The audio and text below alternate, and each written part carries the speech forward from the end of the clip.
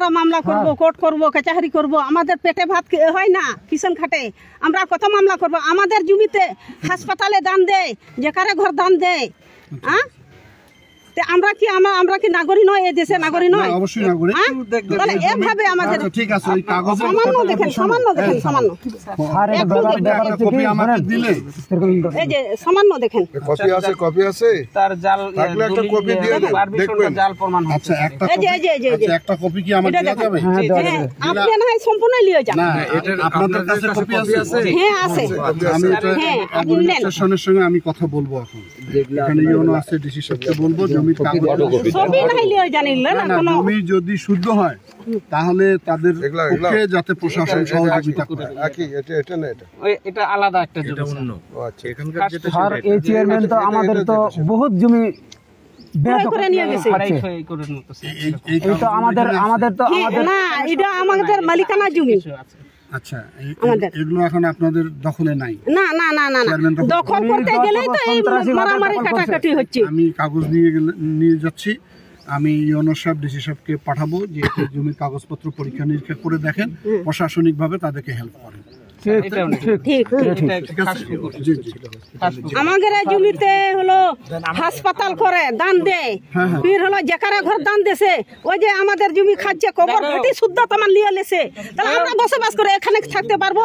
এই আগুন জ্বালে দেবে, এ ধরবে, পেটবে, ঘরতে দাবে লিয়ে আসে, তাহলে এভাবে করে আমরা কিভাবে এখানে বসবাস করে থাকবো? না, এই তো আমরা তো সে কারণেই তাকে গ্রেফতার করতে। অতীতে এই ঘটনা কিন্তু ঘটেনি, সে তো একটা রানিং চেয়ারম্যান, কিন্তু তাকে দল থেকে বহিষ্কার করা হয়েছে। বিচার যে শুরু হয়েছে এটা তো আপনাদের বোঝা উচিত। আগে বিচার ছিল না, কিন্তু এখন বাংলাদেশে বিচার শুরু হয়েছে।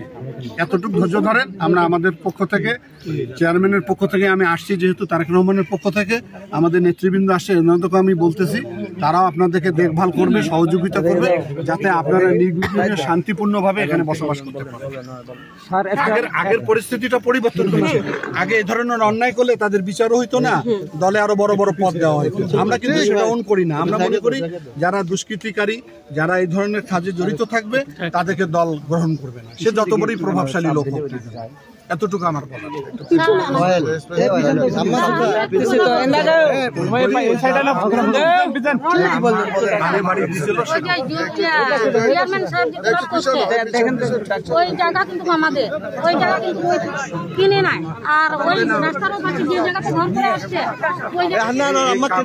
এই কাগজগুলো একটা ফটোকপি আমাকে দিলে আমি অ্যাডমিনিস্ট্রেশনের সঙ্গে ইউনো ডিসি কে বলবো যে তাদের হক জমি হয়, আইনগতভাবে তারা জমির মালিকানা যদি থাকে, আপনারা প্রশাসনিকভাবে তাদেরকে এমন ভাবে করছে স্যার, এক জমি দুইবার করে কমলা করে নিয়ে নিছে। বুঝতে পারছেন? বুঝলেন? এই কানে খুব এটা শুনতে পারেন স্যার। ওকে, ওই বগুড়া গেছিল। তো আমি মনে করি যে আমরা ন্যায়ের পক্ষে, আমরা কোনোদিন অন্যায়ের পক্ষে থাকবো না, এবং আমাদের দলও থাকবে না, আমাদের অ্যাক্টিং চেয়ারম্যান সবও থাকবে না। এবং তাৎক্ষণিকভাবে তাকে দল গ্রহণ করেনি। আমরা এর আগে যখন সাঁওতালপল্লীতে আগুন লাগাইছে আবুল কালাম আজাদ, আমরা অনেকবার আসছি, অনেক বলছি, সরকার তাকে আরো উল্টা নমিনেশন দিয়ে এমপি বানায় দেয়, প্রমোশন দেয়। আমরা কিন্তু সেটা করবো না। এতটুকু আমাদের উপর বিশ্বাস আস্থা রাখেন, ঠিক আছে স্যার? এদের রাজাহার ইউনিয়ন, শাকাহার ইউনিয়নের মধ্যে যতগুলো চেয়ারম্যান ছিল আর কি, বর্তমান আছে আর কি, এগুলো তো এরকম ঘটনা তো কেউ তো ঘটায় নাই, কিন্তু আর এই চেয়ারম্যানকে এভাবে এমন যে ঘটনা ঘটাবে, এনার মতন সন্ত্রাসী এই পৃথিবীর মধ্যে নাই। আচ্ছা, ঠিক আছে, আমরা দেখতেছি।